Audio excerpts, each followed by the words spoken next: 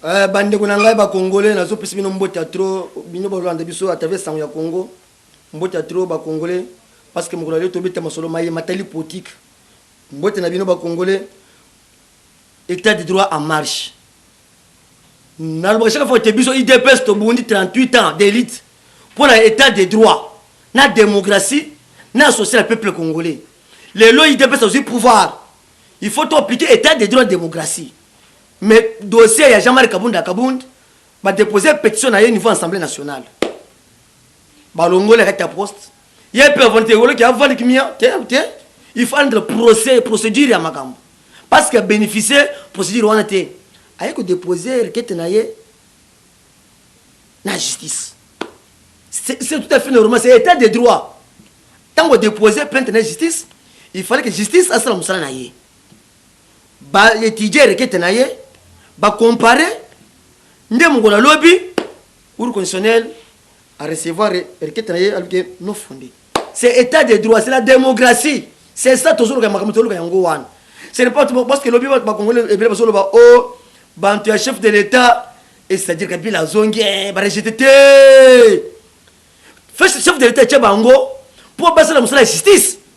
Bango pe lobby ba côté réunion ba traiter requête parce que déjà non fondé. C'est tout à fait normal. C'est état de droit en marche. Oui, c'est état de droit. C'est une procédure.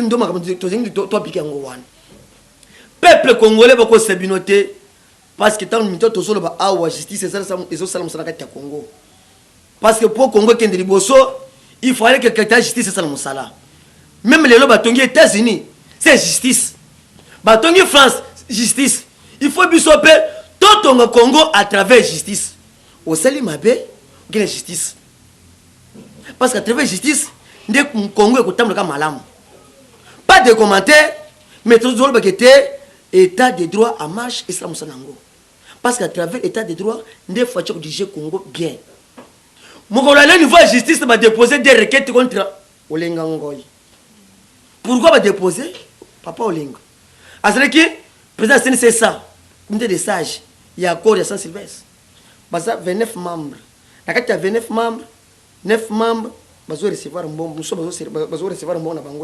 un détournement. C'est pourquoi ils vont déposer plainte de justice à qui ils semble justifier.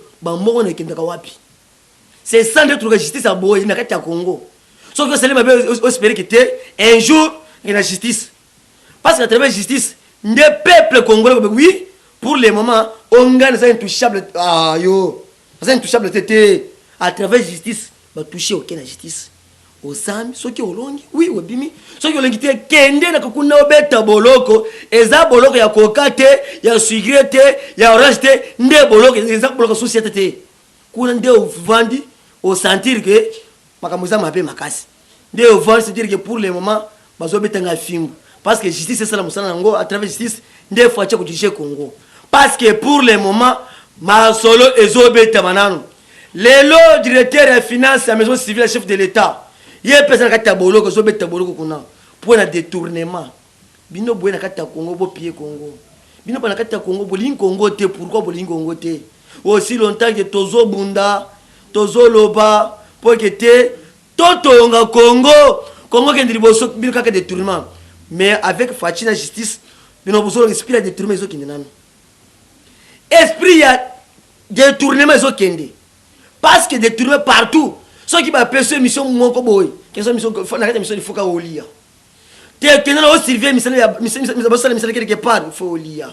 Makamonian tozo télé nango ke ezo si la kati ya Congo. Et il faut que boye bakete to ko bando audit dans 2001. Depuis 2001 to bando audit 1 plus 4 va détourner fort. 1 plus 4 égale 0 égale détournement. Va détourner ma casse. Va pied le Congo en désordre. Côté Mbemba, Azarias, Minonyo Smoke de audit. Parce que pour le moment, il faut besoin de bloc à l'État, parce que bloc on a besoin de bénéficier de bloc congolais. Ce n'est pas parce que quand on va combo à Kalawan, toujours va combo pour le moment, tozo bundakaka à travers soutien dans Zamba Likolo, tout soutenir Fachi. Parce que tout soutenir Vision Félix Tshisekedi, la justice. Congo vraiment qui toque ma casse dans une année, 2 ans, 3 ans, vraiment Congo d'Europe. Mais bien, on a toujours détourné, mais ceux qui ont ce poste sont là. Il faut y aller, mais je dis ça parce que l'état de droit, il y a l'état de droit, et ça m'a bien pour le dictature. Parce que le dictature, ils a bien. Mais l'état de droit, dans 12 heures, c'est bon, 13 heures, justice, c'est ça. Il faut que les Congolais changent, tout changer mentalité, à travers le changement de mentalité, d'être content à travers la justice. Mais bien, vous avez besoin de kimia. Je suis qui m'a pris ce poste Songolo par le détournement que un jour, moi, détournement dans le Congo, c'est le Mokonini. Mais aussi, la vision Félix, c'est le chef de l'État, Fachi Mobali, parce que pour les maisons, il y a un niveau de maison civile. Au profiter, occasion, il y a papa avec Moulumba, au profiter de tourner. Yo vendre na makala au beta boloko. Parce que pour les gens, tout ça besoin que il faut tout ça sentir que ça na kati Congo. Justice ça c'est l'état de droit na kati Congo. Parce que biso il dépêche tout bunda kaka. To ko siligate o mutu bimina balabala pour chamar to bimina balabala. Tu sentir l'état de droit. C'est ça. Demba to solo kango wana. Parce que pour le moment Congo, il faut tout bénéficier de Congo. Na o bazana poto parce que vraiment changement na kati Congo. Aussi le changement ça test que bakoya na kati na Congo, bakoya te parce que na kati Congo biso to ba miyibi. Mais les 20 ans, dès que tu as niveau RT, tu as vendre la télé, tu as procès à Djika, le chef de l'État, il y a Kamer, on a Makal, à travers la justice, tu sentir. Est-ce que tout le monde a à Salini, parce que 100% a besoin de bénéfice à 80% de condamnation. Tu es juge. Tu es juge parce que tu es juge. À travers la justice, le niveau Tanganyika. Directeur année va saisir. Pourquoi va saisir? Il y a aussi l'invitation, convocation, il faut attendre aux dossiers, au transfert, il faut transférer na parquet. Il y a aussi bétier. Na mitatu tozolo baza niveau ya katanga na kata hôpital grave malade azobela makasi. Mais ça pena justice va saisir tout d'abord secrétaire année. Il peut être comme directeur va saisir directeur. Il faut qu'il ne samba. Pourquoi c'est le parce que les messages du chef de l'État qui était ngai Félix Tshisekedi chef de l'État na kata pouvoir na kata Congo kashu anere consulateur kubuka ka anere parce que anere service de renseignement yo kana mtuche na kata kashu niveau anere ici c'est ça ye o ngana za intouchable yo za intouchable hapi so ki o yibi to toucher yo très possible moi na mboka de camere ba député la fonction témoin les cas kuna témoigner. C'est ça, l'état de droit. C'est la justice en Congo. C'est toute première fois dans le Congo, justice en Congo. Mais bien, vous vendez à vous, vous êtes voté, vous avez beaucoup sentir que ma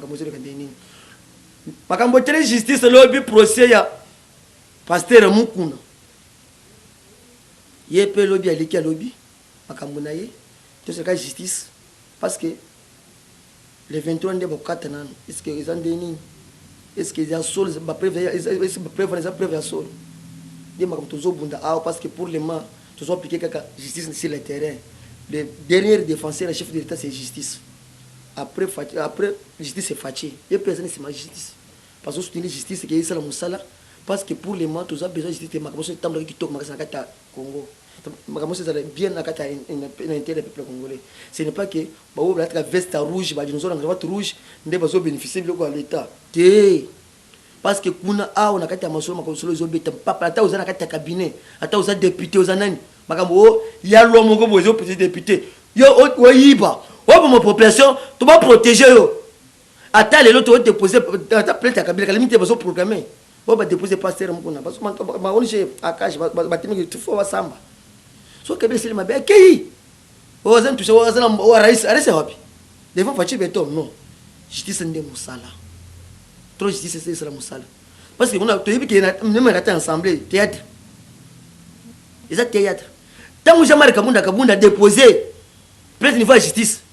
Bango parce que c'est l'élection niveau parler du peuple. Mais état le justice le que bas saisir bas l'élection te bas là non. Toi traité et requête Jean-Marc Kabunda. Au photo CG. Ministre de l'Intérieur Kango il peut ordre de la justice. Le ministre la justice, ça veut dire que c'est jeté. C'est le non. basala enquête ya requête ya Jean-Marc Kabund bango balati ba veste ba na parler du peuple otokota to ça l'élection yé peuple c'est mot d'ordre de pas général Kasongo uzoba ujana tena parler du peuple ba côté ba jusolo en cravate rouge ba côté atimi libanda ti eliki mais les lots tolandi nanu député FCC a déposé motion contre le ministre intérieur. Ça c'est quel bouzo, c'est quel bouzo. Quel mariage entre FCC et Nakash. Il fallait saisir le ministre de la Justice. Que le ministre de la Justice est ensemble, le ministre intérieur. Quel bouzo. À quoi il y a il y a sur le terrain. Congo est bino. Pourquoi vous dites que vous avez une bataille de pèse? Hein? Pourquoi vous avez une bataille de pèse? Toi c'est trop. C'est la motion contre le ministre de la Justice. Parce que le ministre de la Justice est une topée. Moi, je ne pas le ministre intérieur. Vous avez un ministre parce que vous avez un tribunal FCC. Ça, c'est quelle blague. Quand vous avez un temps, vous avez débordé. Vous avez une calamité pour vous sentir. Tout le monde politique à balabal. Parce que l'opposition est athée. Tout le monde politique à balabal. Vous sentir que vraiment l'état de droit est bandé déjà. Tout ça politique à balabal. Vous avez un balabal. Vous avez un balabal.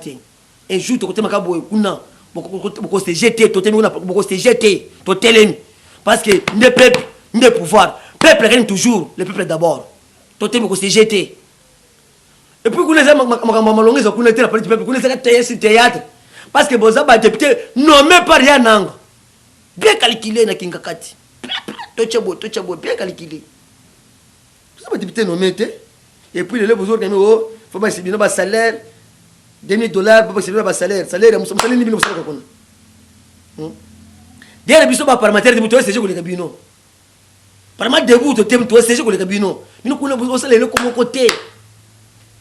Nous avons que calamité de beaucoup sentir frappe parce que pour le moment, nous sommes en train de sur le terrain, et bébé, quand toujours graquant à travers justice, Boza Bakangami, vous détournez à l'État. Donc, il est précédé. Dossier en tambour et Mwamba. Première fois, j'ai eu une invitation à répondre. Deuxième invitation à répondre. Il y a une justice. Je vais répondre après les 15 parce que les 15, ils ont la vacances parlementaires.